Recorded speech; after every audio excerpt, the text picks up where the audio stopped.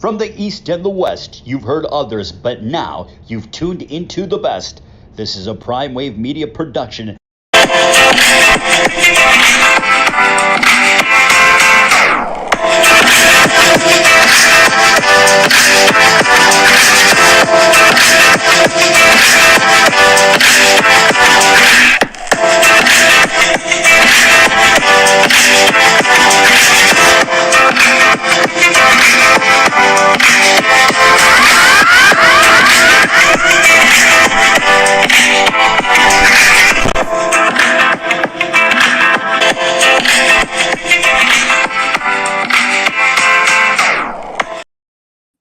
What's up, world? It's the one and only Pop DBICD Primetime Capper, and I'm feeling good. I'm feeling great. I hope you are feeling the same.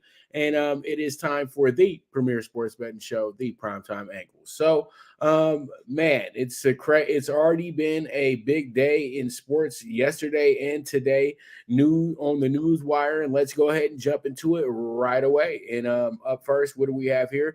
DeMeco Ryan lands the Texans job. Is he ready to be in head coach, though? That's my question. So, DeMeco Ryan, he was a guy that played for the Houston Texans his whole career, pretty much, and was an absolute excellent middle linebacker. Probably won't ever make it to the Hall of Fame, but in the Hall of Fame of ballers, if it was a players only Hall of Fame that they could say, okay, I'm putting him in the group, it would be this guy, because most definitely, DeMeco Ryan has earned his right to be in that group, because DeMeco Ryan was a leader of men on the football field. Now he's trying to be a leader of men as a head coach. Those two things are two different animals. But I know that you're looking at this in a sense like this possibly could be just like Michael Singletary going to the San Francisco 49ers. He did play with the Texans his first 6 years in the league, and he finished up his last 4 seasons with the Philadelphia Eagles. Now, he was the NFL Defensive Rookie of the Year. He was first-team All-Pro his second year in the league. He was two-time Pro Bowler as well, too, in 2007 and 2009. Also was on the All-Rookie team, won the Lott Trophy in college, and also was the SEC Defensive Player of the Year, and unanimous All-American 2005, and first-team All-SEC. This guy was absolutely a beast. He was a little bit shy of 1,000 tackles. He had 971 career-wise, and he did get himself a defensive touchdown. Now, when I look at the way this hire was set up, I know this hire was set up in a sense that they wanted to get it right with the minority situation, because the NFL has been very, very criticized about the approach that they have about Black coaches. You know what I mean? And pretty much it seems like Black coaches have a shorter leash than the other coaches. You know what I mean? And it seems like with DeMeco Ryan's situation, that he's with the team that's just fired 3 coaches in a row. They fired a coach mid-season. Then they had their interim, so he gets replaced by a lame duck coach, the coach that nobody saw getting a head coaching job. And then he gets replaced by a coach that they brought in as a coordinator, who about 15 years ago was a big-time coach in the NFL. But nowadays, he's failed in Tampa Bay, he's failed in Illinois, and then he came to the Texans to just kind of be a stopgap before they got their actual head coach. They didn't even give the guy a quarterback. That's Lovie Smith. So everybody has a bad taste in their mouth about Houston right now, because Houston gave up. They fired coaches every single season, but they didn't pay those coaches anything anyway. You know what I mean? At the end of the day, even though they do have to pay Cooler still, but it's all good, because they designed these 2 seasons to not win. And it's really that simple. Now they're in position to draft a very intriguing quarterback. I won't say that he can change a franchise or anything like that, because we still have to see if he can do that. But with the option of possibly getting Bryce Young or Will Levis or CJ Stroud, I would say that it comes down to Stroud and Young, to be honest, though. But to have the opportunity to possibly draft one of those 2 guys as you start your coaching tenure with the Houston Texans, I think it's a remarkable feat for this coach, but it might be too much too soon at the same time too. I know that they want to make sure that they appease the public with this hiring, and it's the right hire because we know that Houston is what we like to call a chocolate city. That means that they have a lot of black people that live there. So pretty much this fits the criteria of that city. Just like Dusty Baker being the manager of the Houston Astros, that's a very good look for the baseball team. And then you have Silas as the coach of the Rockets. So that's a very good look. So you got yourself three black head coaches in the city of Houston. And I know that right there is something that will get people give it a lot of attention down there. You know what I mean? And I think that it was the right move. And I think a city like Houston's going in the right direction when it comes to minority hirings. And it's right on time. You know, if you're in Atlanta, don't be surprised when you see nothing but brothers coaching down there. Also, a place like Memphis as well too. It's not happened yet, but you know, Tennessee's another place that possibly can something like that can happen. Detroit as well too, and possibly eventually Cleveland maybe. But let's just hope that the right guys get hired. You know what I mean? It shouldn't be about race. It shouldn't be about fitting a criteria. It should just really be about if the coach has the skills to be the coach. You know what I mean? I think that DeMeco Ryan gives you a lot of ambition, and he looks like somebody he's somebody that can play the part very well. Can he execute though? That's my biggest question. But we'll see. And I'm very happy to see him as the coach of the Houston Texans. I think he's a perfect fit. He's young, he's energetic, he's coming from a successful situation. And when he was in Houston, all they did was win. So everything looks great on the surface, but you have to really get in there and see exactly what's going to happen with this team moving forward. But it all starts on draft day on who they pick. I still think that they kind of hold out and maybe just go get the best player off the board because I know those three quarterbacks aren't the top 10 players uh, overall at the draft, in my opinion. It's that they're a need situation, and, at the end of the day. So it is what it is. And we move forward from there. Let's go ahead and jump into our next topic. And, where I'm kind of going with this one, that's going to be about Sean Payton. And Sean Payton has just went ahead and Sean Payton traded by the Saints to the Broncos to take over the head coaching position in Denver. Now, as you guys can see, you have Sean Payton, head coach. He coached for the last 16 years in New Orleans. He was suspended for a season as well, too, so it's actually 15. His record was 152-89, Super Bowl champion back in 2011. Also, they were able to, was it 2011? Trying to remember, was it I think it was 2008, 2009, something like that. But you have the Super Bowl champions as well, top 10 offense for 14 years, 2006 NFL Coach of the Year, 2009 AP Coach of the Year. So that was the year they won the Super Bowl. And, he went to Eastern Illinois. He was a quarterback there as well, too. And, Tony Romo, all those guys, Jimmy G, all these guys, they're all very familiar with each other. So Sean Payton is to me, is a hire that you really have to look at and say to yourself, what are we doing here in reality? What are we really doing here? Sean Payton, I felt like Sean Payton really left the game and maybe wasn't coming back to the game because, I think that literally he did everything that you could possibly do as an NFL coach. And it truly kind of wore him down. Nobody ever talks about that. Sean Payton is a real victim of the life of a coach that's really into his job and not really into his family. And his movie was a good, kind-hearted movie and everything like that. But the story truly behind that was kind of a sad one because he was a guy that had a really beautiful young family when he became an NFL head coach. They did highlight that a lot. His wife being so caring and loving about him being an NFL coach. And then what it did was it actually put a strain in between their marriage. And then, as usual, men are going to do what men do. And it pretty much made it to where Sean Payton, was coaching kind of just to make sure he was paying that alimony in a sense. You know what I mean? I don't know if the passion of truly winning was still there. I know this sounds crazy right now, but I felt like they were making some moves that were kind of questionable in a sense over the last 5 years, but they were still able to stay afloat and be right there in the mix when it came down to the best teams in the AFC, sometimes the best team in the NFL. And they were able to get one Super Bowl out the deal, you know what I mean, and two conference championships. I really truly don't feel that Sean Payton warrants the hype of everything that's going on with him. He's a great coach. It's not that he's not a exceptional coach.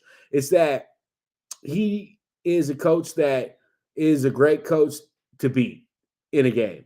You know what I mean? He'll have everything set up, lined up for you, but they'll figure out a way to lose the game in the end, you know? And I truly feel like his last real opportunity at winning a Super Bowl was that Rams game that they lost in New Orleans. That was a very good team, a team that had really no flaws. But I think that he leaned on an old quarterback for way too long.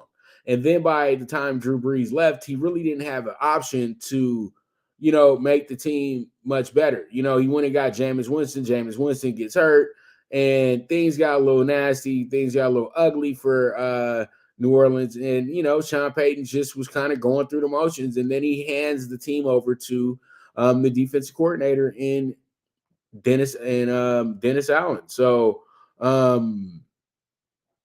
think that we have ourselves a very peculiar situation. I think that a lot of people really have to understand that Sean Payton is not going to have the same leeway that he had in New Orleans. New Orleans, he was able to do the smartest thing you could possibly do. He inherited a team that had just went through the biggest disaster NFL team has probably ever went through city-wise, and that was Hurricane Katrina, where they didn't even get to play in their stadium the season before Peyton got there. They were playing on the road, so they were able to get Reggie Bush, which was huge, and that kind of was the turning point. And getting Drew Brees after the deal fell through with Miami, because Drew Brees wasn't going to New Orleans. He was about to go to Miami. And literally, when they said that his arm was no good, the rest of the NFL went away. But the Saints said, you know what, let's go ahead and give it a go. Let's see if it'll work. And they did, and it did wind up working because they went ahead and built that from the bottom on up. Right now, with the Denver Broncos, you can't build them from the bottom up. The Denver Broncos have already established themselves as one of the more classier franchises in the NFL. So they're used to a certain degree of winning. They're not used to being in the basement all the time. They're looking at Sean Payton saying that they're not signing up for another 4-win season. Okay. So this team really, really will need to kind of get it right away. They have a veteran quarterback, and they also have a very good defense. I won't call them a great defense anymore, but they're a very good defense. So there's a lot of things that they're going to work out internally. I truly do feel like Sean Payton is a guy that's going to make some bold moves here early with this team to really establish themselves as well, too. So Sean Payton headed to the Broncos. That's a very significant situation. It adds another great coach to the AFC West as well, too. Now you have Andy Reid, you have Sean Payton, you have Staley, and then you have McDaniels as well, too. But you probably say that it's only Andy Reid and Sean Payton when it comes down to great coaches. The other two have good rosters. So we'll see how it goes. Another dramatic moment in the NFL world, but we have Sean Payton returning to the game to be the to be the head coach of the Denver Broncos. And I know he's excited to go ahead and work with Russell Wilson as well, too, a guy that he's admired for some years now, too. And that's why this deal happened, because he had his choice to go wherever he wanted. And we all know that. So it is what it is at the end of the day. We move forward from that, and we jump into our next topic at hand. And that's not the Blazers and the Grizzlies. It's going to be something totally different. It's going to be something about the Bradiness. Brady time. It's that time, man. Tom Brady. Okay. Tom Brady retires. And is he the GOAT? That's the question. You know what I mean? Tom Brady is retired from the NFL. Is he the true GOAT of the NFL? Now, Tom Brady, I'm gonna say like this: as a guy who's an avid Ohio State fan over the last 30 some odd years, well, pretty much since 1988, I'll say that, because I really got a good idea of what I was watching by the time I was 4 years old. So there was a guy that played at Michigan, and he was really, really, you would say above average, okay? But he had a hard time getting on the field because they had a guy by the name of Drew Henson who was seen as a prodigy, baseball and football. They thought he was going to probably play both sports. And guess what? He was drafted by the Yankees as well, too. So he gets paid millions of dollars by the Yankees and then decides to say, you know what? I don't like baseball that much. I'm going to go over here. I'm a little bored with baseball. I'm going to go over here and go back to Michigan and go play football. So he was the $1 million arm that came to Michigan and literally was entitled to the starting position. But Coach Lloyd Carr didn't see it that way. He felt that, this guy is kind of a sometimes quarterback. You know what I mean? Is he really committed to us? Is he really going to be here? Well, we do have a guy who's committed to us, and that's number 10, Tom Brady. And Tom Brady used to go in there and go just do his job. Pretty point blank. It was nothing fancy about what Tom Brady was doing. It was just that he would just get it done. And they had the A train. He was the big star at the time. Also, they had some great wide receiver core as well, too. David Terrell, a very good wide receiver. And then they had a great defense as well, too. He led Michigan to the last really great season Michigan had. And he did it as a split quarterback. But by the time we got to the final parts of that season, Tom Brady had officially became the starter. And I kept telling myself every week, I said, that Brady guy should start. Brady's better than Henson. Even though Henson's the man and he's getting all the news and he's all they're talking about, I would say, nah, Tom Brady's better. It seems like they went a little bit more with Tom Brady. And then Tom Brady played in the Orange Bowl in Miami. And Tom Brady had the game of games. And they still talk more about Sean Alexander losing the game than Michigan actually winning the game, because that's how great the game was. And they wound up splitting the national championship after that as well, too. Last time Michigan has ever even had the place to say that. Their last national championship won by Tom Brady. Tom Brady. All right. We fast forward a few months later. We get to the draft. Nobody's really worried about Tom Brady. Well, nobody's really worried about any quarterback in this draft because it's one of the worst quarterback drafts to ever be in place. Come on, man. Gino Carmonzi. All right. They didn't have a quarterback drafted in that draft, I don't think, until about the third round. All right. That's how bad that draft was, quarterback-wise. Tom was drafted to be the backup. Really, he was the third string at first to Drew Bledsoe and Scott Zolak. Tom Brady was able to go right into training camp, and next thing you know, Scott Zolak retired because there was no place for you here anymore.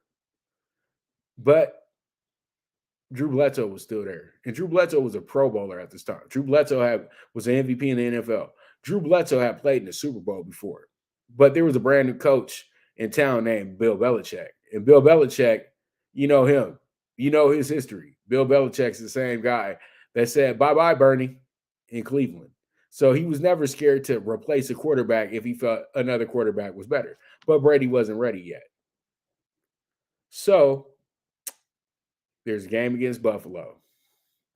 And Drew Bledsoe breaks out, and he's not the greatest runner, but he gets some speed going and moves down the sideline, and boom, he gets hit. Probably it seemed like he got hit by a Mack truck. How hard he got hit on that play, and next thing you know, Tom Brady's in the game, and Drew Bledsoe is damn near about to die and doesn't even know it. So here we are.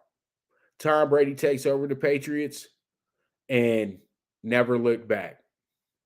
Period, point blank. Tom Brady winds up becoming a guy who won 7 Super Bowls. All right. Was able to throw for over 20,000 yards or better in 3 different decades. Also, the guy was able to have a team that literally owned a division for 20 years. Wound up having some of the greatest Super Bowls you'll ever watch in period, point blank, when it comes to watching a game. Tom Brady was way more than what they call the GOAT. Tom Brady has become the standard of what a quarterback has to be if they say that they're great. It's at the point now to where you say Tom and everybody else. But we can also always keep it real. Tom wasn't the most skilled out of all of them. Tom wasn't the most athletic out of all of them. Tom was just the best winner. He's the one that wanted to win the most. He's the one that competed the hardest, and that's what it is. Tom Brady is the GOAT of winning in the NFL. He might not be the greatest of all time, per se, but when you look at the record books, it's hard to argue that. But when it comes to winning, nobody's going to argue that. So, with that, I want to go ahead and say happy trails to Mr. Tom Brady, the greatest to ever do it, the greatest we'll ever see.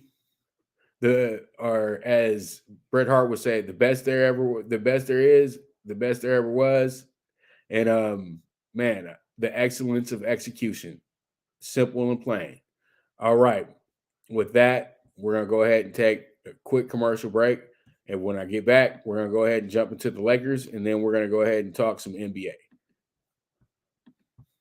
We'll be right back with the premier sports betting show, the PrimeTime Angles. Good News Only Racing Club, led by the legendary Doug O'Neill, the trainer of 2 Kentucky Derby winners and I'll Have Another and Nyquist. Also trained 2-time Breeders' Cup champ Golden Sense, who are just a part of a long list of thoroughbred champions trained by Doug O'Neill. The Good News Only Racing Club has a young core of horses to look out for in Dennis's Celery, Irish Heatwave, and Notre Dame, just to name a few. Win the day every day with the Good News Only Racing Club, a proud sponsor of the NFL Bet Exchange. From the East and the West, you've heard others, but now you've tuned into the best. This is a Prime Wave Media production.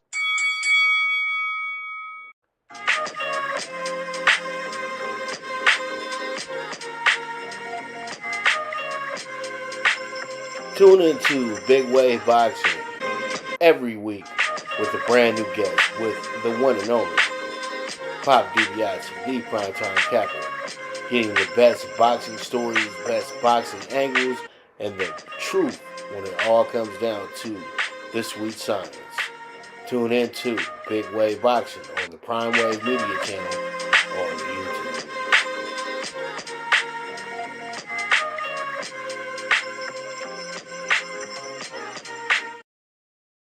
What's up, world? It's the one and only Pop DBICD, Primetime Capper, and I'm feeling good. I'm feeling great. I hope you're feeling the same.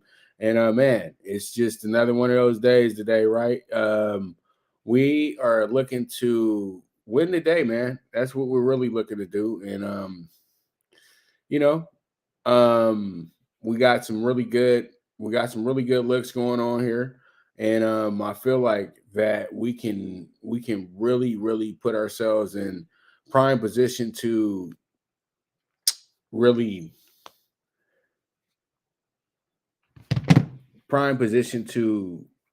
win the day today, because we got some really good NBA games going, and I got some really good just good stuff for you, period. So Lakers, let's talk Lakers. Lakers last night, absolutely tremendous. Lakers had a great game last night.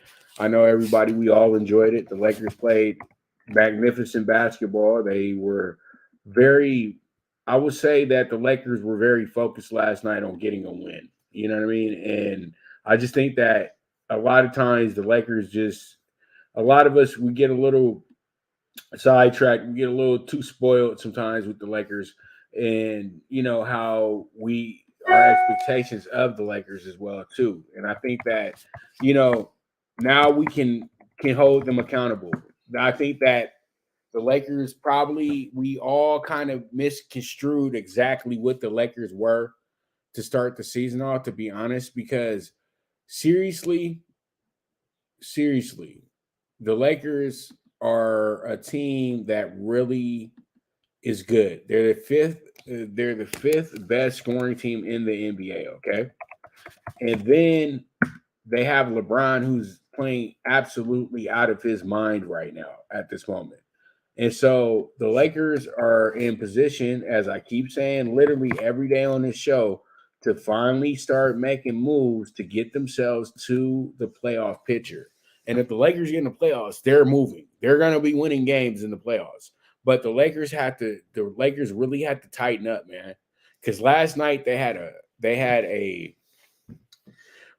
Lakers had a nice lead, okay?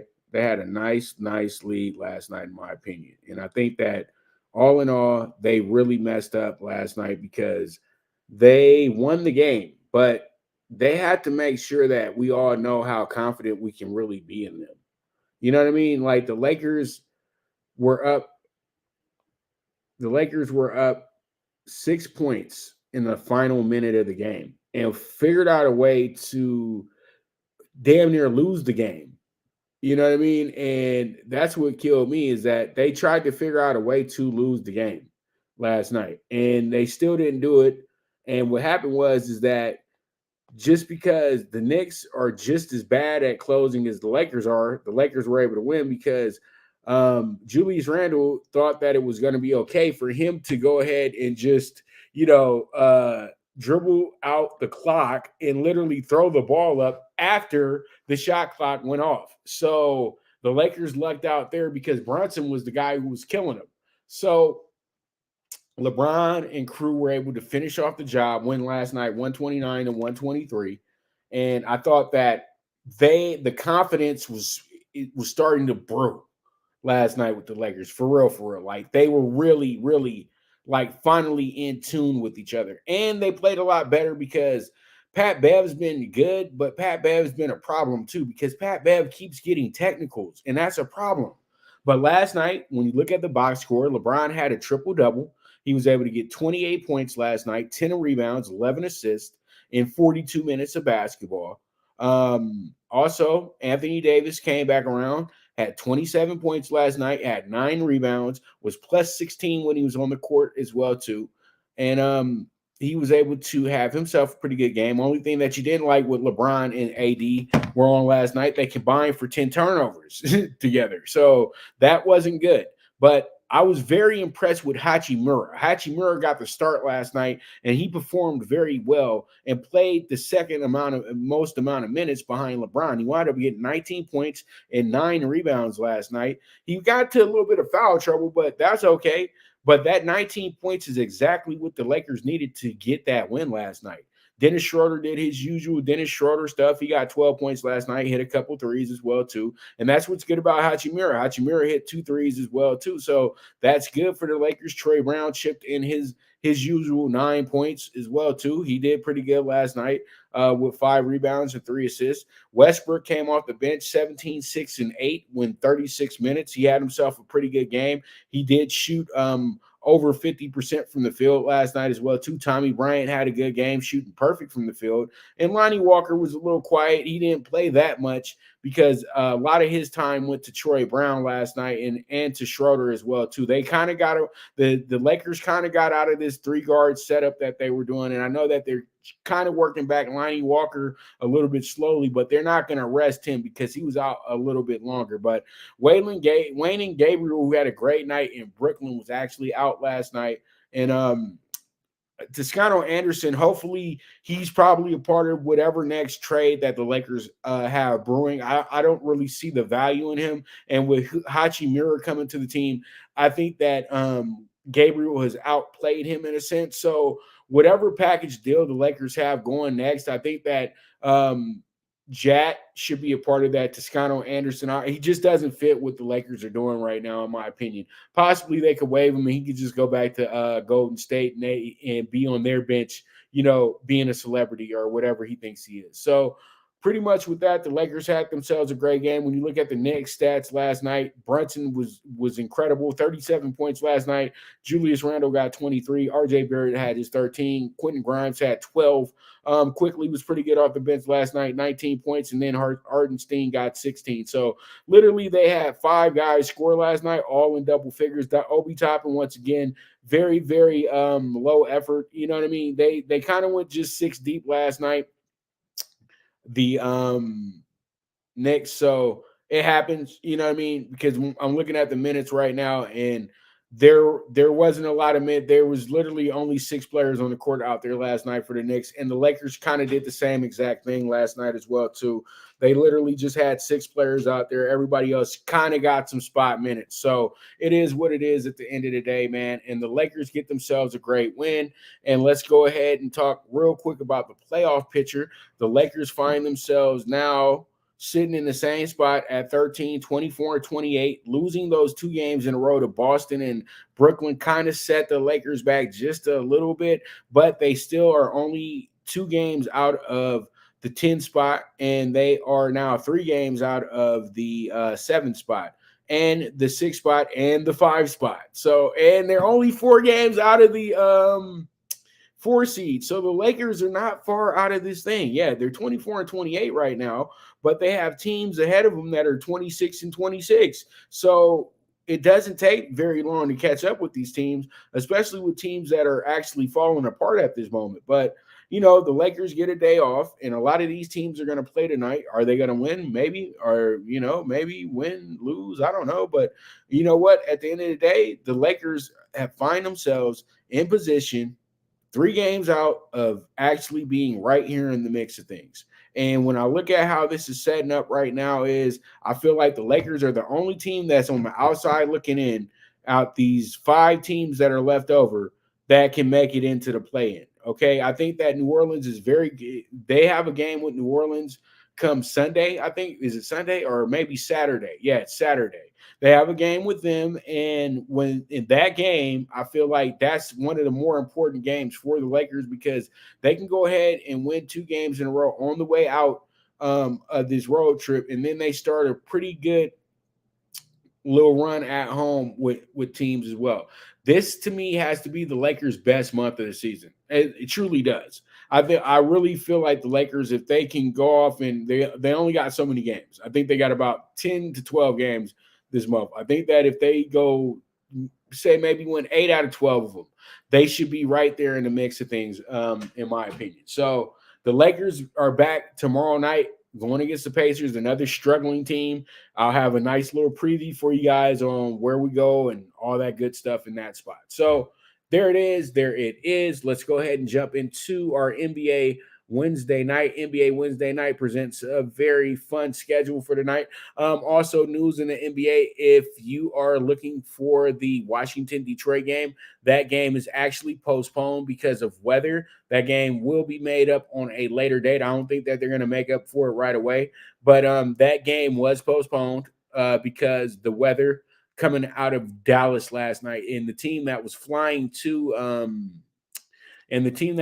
out there was actually Washington as well too. So they couldn't get out of Texas, so that's what happened. They wind up having to play Detroit. Well, actually, I think it was Detroit who was stuck in Dallas. So it is what it is. At the end of the day, they're not the only ones suffering from that. So, NBA Wednesday night, I got our 5 games for the night, but they got a full slate in the NBA. Only a couple teams got the night off. So let's go ahead and jump into our first one. We got the Blazers 24-26 going at the Grizzlies 32-18. So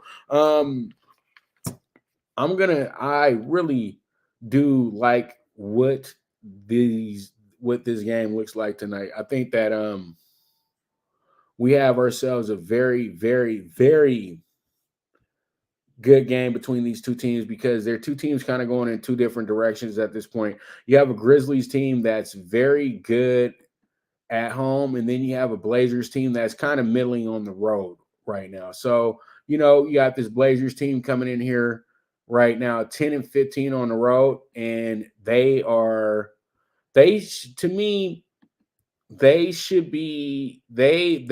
doing much better than you thought they would do, but they're going against Memphis, the 21-3. You know what I mean? They're one of the best teams in the league, period, point blank. But as I've been saying, Memphis had a really rough January. They didn't really have that rough of a January. What happened was they lost their last 5 out of 6 during the month. They had a 5-game road trip. They lost every single game. So now they're back at home. They just beat Indiana. They have another game against Portland. Then they go back on the road tomorrow night. And then they're back at home for 3 more games after that. And then they have 3 more home games for the rest of the month after that, mixed in with 2 road games. So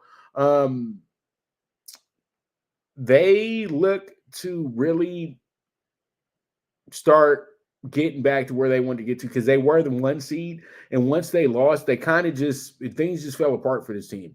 Now, they are 2.5 games out of the 1 seed from Denver. And so, they're looking to get themselves a good win. Portland, on the other hand, Portland's a team that knows that they are running out of time. They can't really sit up there and pace themselves as much as they want to. They really have to step up their game. And Dame Lillard's coming in here averaging 30.5 points a night. And I think what happens here for me is I really like the Blazers in this spot tonight. I like them with the plus 5.5. I know Memphis will be a very, very popular play. But if they felt Memphis was an absolute winner in this game, they would probably have them at 7.5, 8 somewhat. But when they got teams at plus 5.5, what they're trying to do is they're trying to get you to overbet the Grizzlies tonight because there's something that they know that's going on with this game. And we all know that one team that Dame Lillard does go off against is the Grizzlies. So I'm not saying that the Blazers win this game. What I am saying, though, is that the Blazers cover this spread. So I do like them with the plus 5.5 tonight. Let's see how it goes. Let's see how it shakes out. We move forward from there. Now we got the game of the night on ESPN, which is going to be the Nets and the Celtics. But this game does not have all the power players to it because the Nets are without KD and the Celtics are without Marcus Smart. So, of course, the Nets are going to come in here as a big dog because you saw the Nets the other night against the Lakers. Literally, we're up 19 points and then messed around and we're actually down almost 10 points at one point in that game. And we're down 7 points at the end of at one point at the end of the almost at the end of the third quarter. So the Nets really kind of got off they really got lucky the other night. Okay. They did win their last 2 games, but they beat New York by 7, and then they beat the Lakers by 17. But the Lakers kind of out-tired themselves. If the Lakers would have just kept playing basketball with some sense, they would have probably won the game. Now, the Celtics, on the other hand, they got a pretty lucky win against the Lakers after losing 3 games in a row. And they, have been off since Saturday. So they're well rested coming into this game. So then with the 9-point spread really does make some sense. But Boston's not the best team when they have a lot of rest. I've noticed that with Boston. Boston does not play great basketball on a lot of rest. Now, they had a stretch where they took a few days off.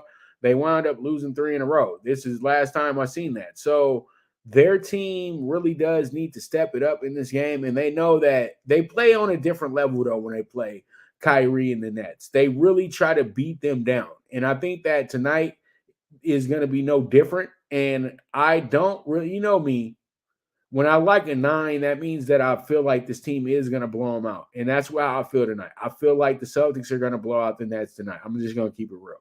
Nets 31-19, Celtics 36-15, best record in the NBA. And the over-under 224.5. We're doing the -9 tonight on the Celtics. Let's see how it goes. Let's see how it checks out. We move forward from there.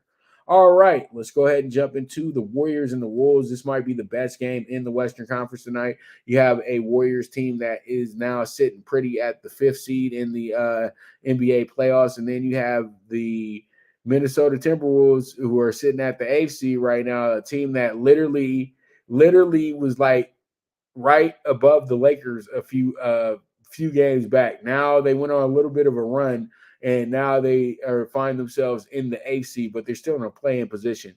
And Golden State finds themselves comfortable in the actual first 6 in. So tonight you have a spread of 3.5 for the road favorite.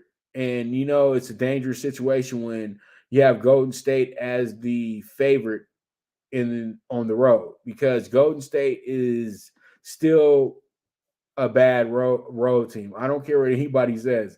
They've gotten better. They had a way better month on the road than they did at home last month, to be honest.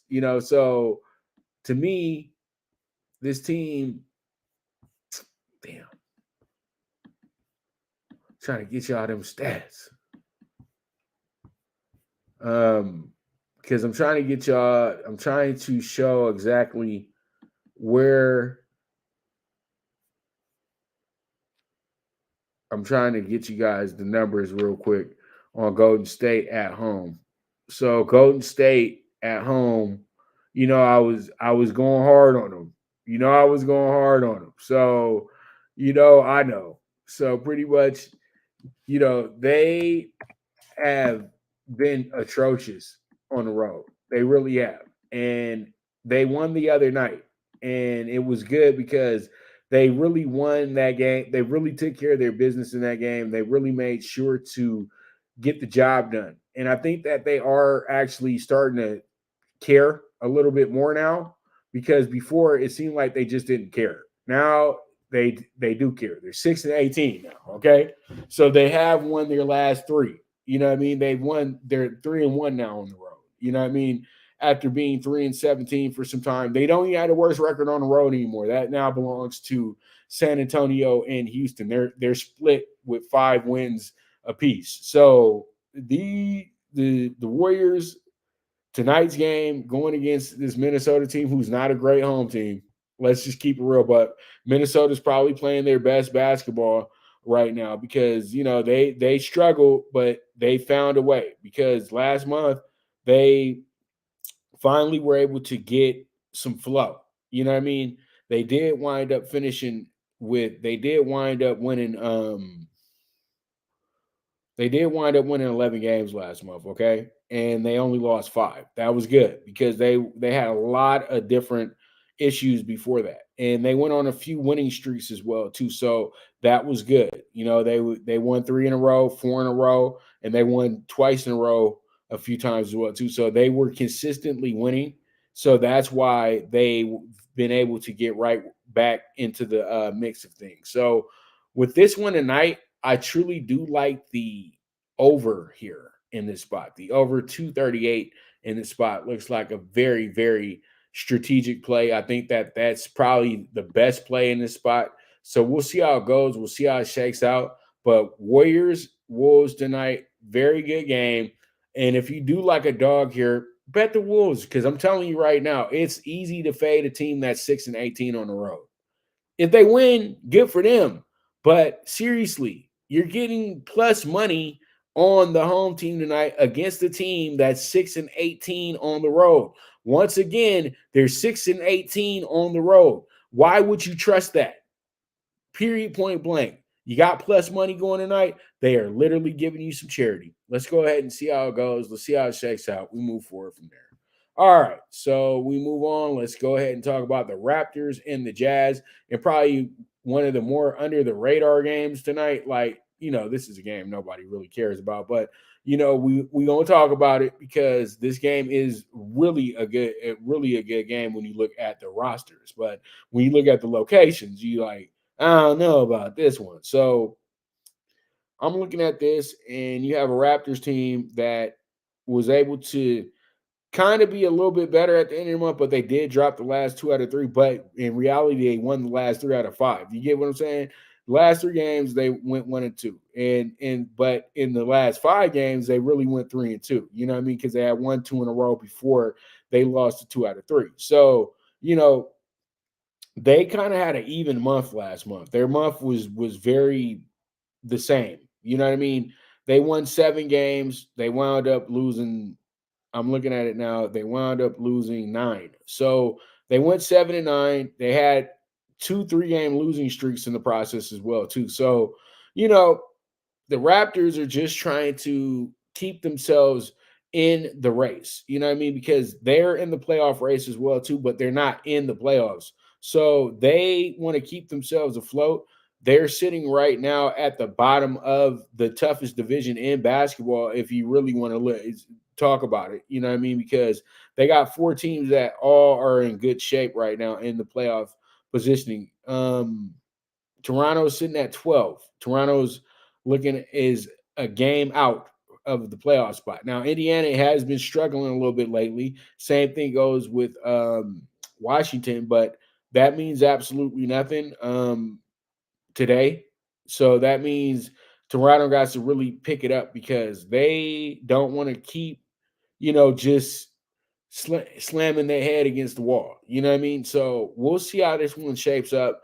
You have a Jazz team that went from being the surprise to kind of being a team that has been figured out in a sense. They come into this one 26-26, not 25, 26-25. They're 26-26. They're the 9th seed right now as well, too. But funny part about them is that they were 6-2 to start the season, right? And they have absolutely they are 20-24 since that point. So this team has not been as good as everybody thought they were going to be, but they were having a lot of upsets to start the season off as well, too. So they're another team that got people a lot of dog money in the first 6 weeks of the season. So when I look at this one tonight, I like the under 230. Let's see how it goes. Let's see how it shakes out. We move forward from there. All right. Let's go ahead and jump into our next game, and this is going to be the Hawks and the Suns. Hawks and Suns, you got Trade Day playing tonight, and I think Booker's in the game as well too tonight. The Suns 27-25. They were going through it. They had lost 9-10 at one point, lost 7 in a row, and literally you were ready to just start singing the swan song for this team. They literally came back like Rocky in the 15th round against Apollo Creed. You know what I mean? Because this team, to start the year, this year, 2023, they dropped their first 7 out of 8 games. Then they were able to win their next 6 out of 7 games after that. So they wound up having a pretty it was a tale of 2 teams this month. You know what I mean? The first half of it, they went 1-7. The second half of it, they go 6-1. So there it is. You know what I mean? And they wind up finishing 6-8 for the month. So 7-8 for the month. I'm sorry. So they really got it together at the right time. Now they're sitting in the 7th seed, so they're not, they're just not right where they were, because this team was a top 3 seed for a majority of the first 2 months of the season. Then they ran into their problems in December, and then it got really bad in January. So they're now much better, but that means absolutely nothing, because a lot of other teams in the NBA are getting much better right now as well too. So the Hawks, another playoff team right now, they got off to a rough start to the season as well too, but now they find themselves in a back and forth with the Heat to try to snatch up that Southeast. Now, they did not finish the month of January well at all. They lost their 4 out of 5 games, including their last 2 in a row before they got to this month, right? But they did have a good time this month where they did win 5 in a row, and 3 of those games were on the road as well too. Now, this was against, and some of these games were against West Coast teams as well. They also got a good win earlier in the month against Sacramento, because you have to understand they had a 4-game road trip. They go 2-2 on. Then they came back around and they went on the road 3 out of 4 games on that 5-game winning streak. So, Atlanta stepped it up. They played much, much better, because this team really finally had a sense of urgency. They wound up finishing 507-7. But all in all, though, they're coming in here a little cold tonight, but that doesn't matter to me. I think that they still can come into here and win this game, and I like them with the plus 110 tonight to win the game. So let's see how it goes. Let's see how it shakes out, and we go from there, because the Hawks have just been really good against Western Conference teams. It's that simple. You know what I mean? So it is what it is at the end of the day. Let's go ahead and jump into talking tickets. Up first, we have the PrimeTime PK6 in the CBB. We got Providence tonight, plus 3.5 in the game of the night, going against Xavier. Xavier is playing some great basketball in the Big East, but Providence is last year's conference champion as well too. They did win the regular season championship last year, and I think they won the actual tournament as well too. So Providence is looking pretty good. They are plus 3.5 coming into this game. You can money line them as well too, but I like them with the insurance tonight, because this could be a close game that Xavier winds up winning by 3 or less. So we'll see how it goes. We'll see how it shakes out. We move forward from there. You got UNC playing against Pitt tonight. This is a revenge spot for the Tar Heels. I like the revenge spots in the ACC. We all know that UNC is one of the more dominant teams in the conference. And come on, man, Virginia and Clemson are good schools, but Duke and UNC have the final say when it comes to the ACC. It doesn't matter what their records are. And I feel like UNC is ready to make some big moves here in February so they can roll into their conference tournament on high confidence. So I like them tonight with the 8.5 to absolutely romp Pittsburgh. So you have LaSalle tonight as well too. LaSalle's in a very toss them up type of game, in my opinion. Both these teams aren't that good, when you really get down to the nitty gritty for this one. And I truly think that LaSalle just edges them out, even though George Washington has the better record. George Washington just got beat by 15.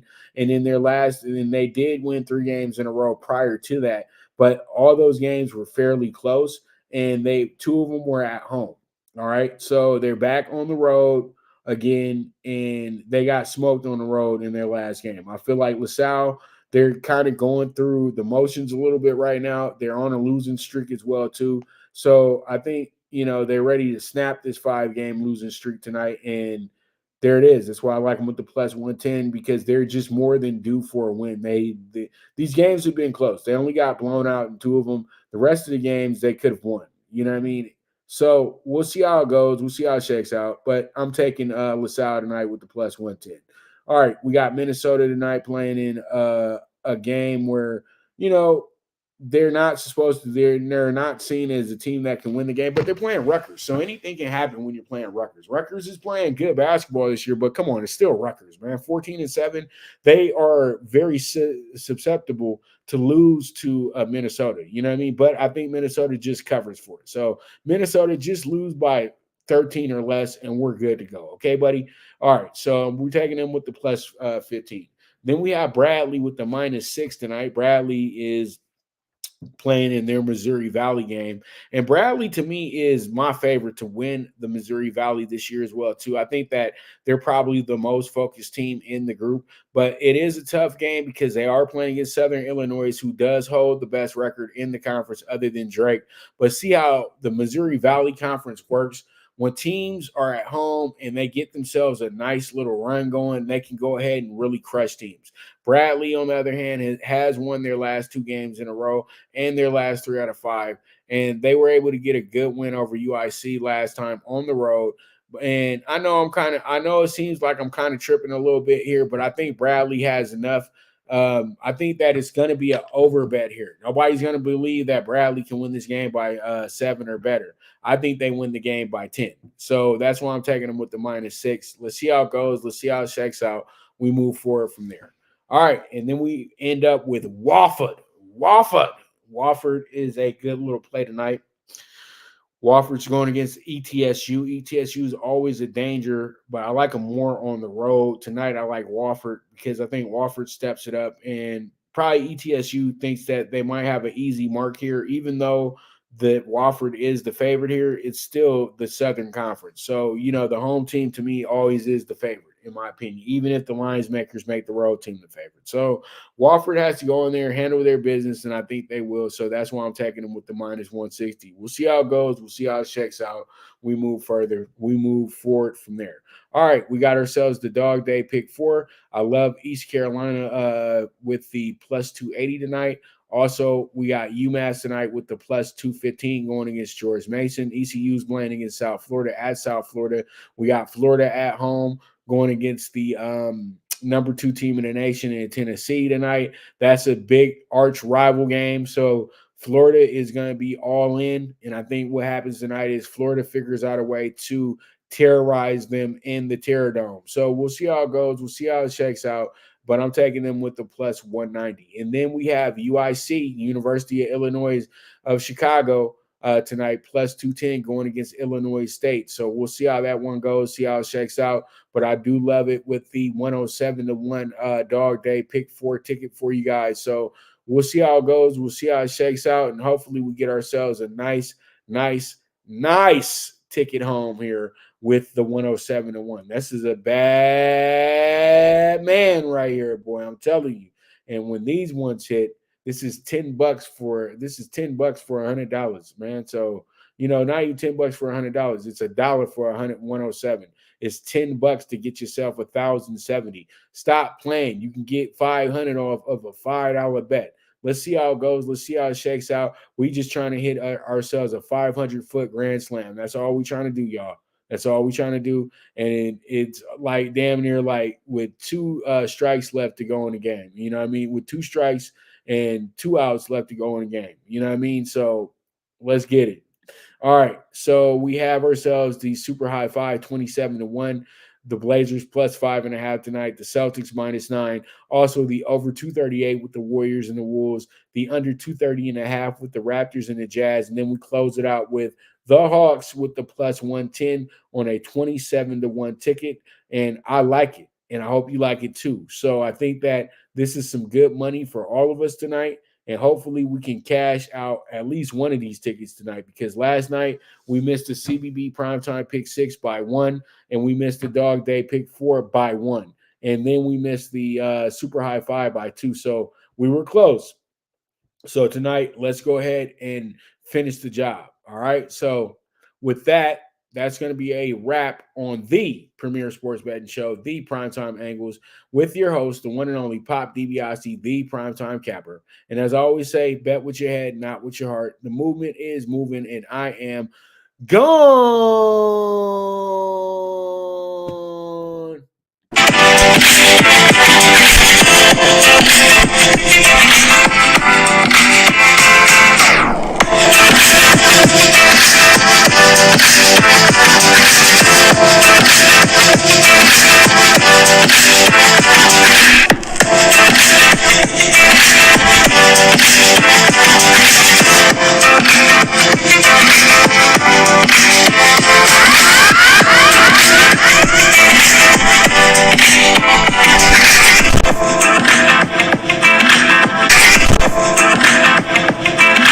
From the East and the West, you've heard others, but now you've tuned into the best. This is a Prime Wave Media production.